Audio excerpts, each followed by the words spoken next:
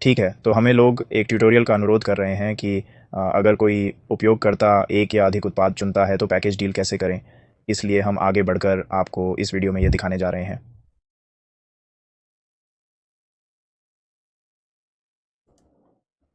ठीक है, तो सबसे पहले हम ड्रॉप डाउन के रूप में कुछ अलग अलग विकल्प जोड़ने जा रहे हैं। तो चलिए आगे बढ़ते हैं और डुप्लिकेट बनाते हैं। तो हमारे पास यहाँ दो ड्रॉप डाउन हैं और चलिए इसे उत्पाद एक कहते हैं। फिर से मुझे लगता है कि इसे उत्पाद एक कहा जाता है।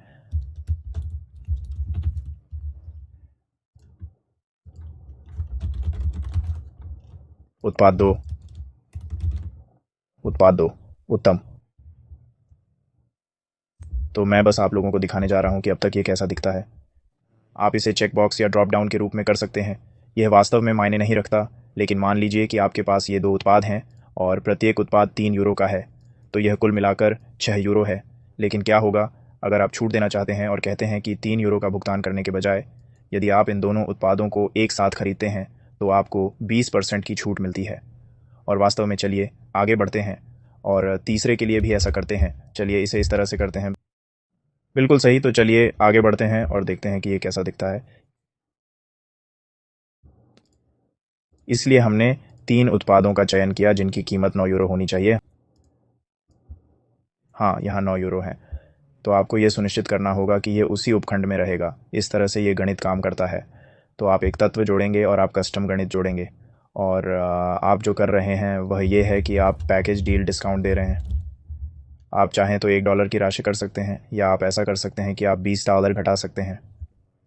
आप जानते हैं मेरा मतलब है, मान लीजिए $2 या ऐसा कुछ। या अगर आप उन्हें प्रतिशत देना चाहते हैं तो आप 20% घटा सकते हैं। तो चलिए आगे बढ़ते हैं, इसे रिफ़्रेश करते हैं।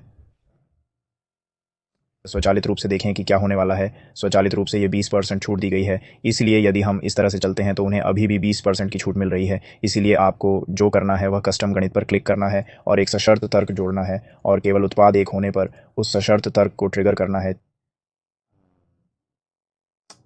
चयनित है और उत्पाद 2 का चयन किया जाता है। फिर यह कस्टम गणित को ट्रिगर करने जा रहा है। ओह! और मान लीजिए कि ऐसा करने के लिए उन्हें 3 उत्पाद खरीदने हैं, तो आप इसे इस तरह से करेंगे। तो आगे बढ़ें और सहेजें और रिफ़्रेश करें। तो इस उदाहरण में जो मैं कर रहा हूँ, अगर वे सिर्फ 2 उत्पाद खरीदते हैं तो उन्हें छूट नहीं मिलती। देखिए यहाँ 6 यूरो हैं, लेकिन अगर वे तीसरा उत्पाद खरीदते हैं तो उन्हें वह पैकेज डील मिल जाती है और अब उन्हें 20% की छूट मिल रही है। तो इस उदाहरण में आप ऐसा ही करेंगे।